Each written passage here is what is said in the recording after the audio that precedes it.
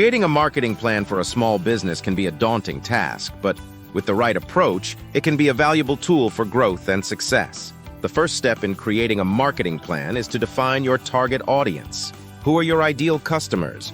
What are their needs, preferences, and behaviors?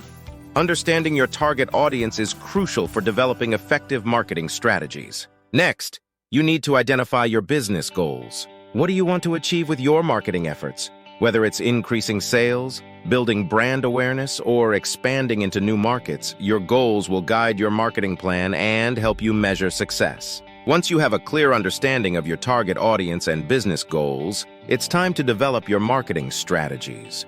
This may include a mix of online and offline tactics, such as social media marketing, email campaigns, advertising, and networking events. Consider your budget, resources, and timeline when choosing the right strategies for your business.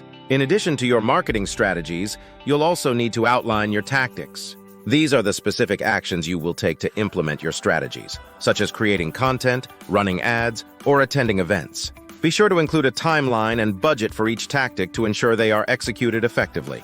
Finally, it's important to regularly monitor and evaluate your marketing plan.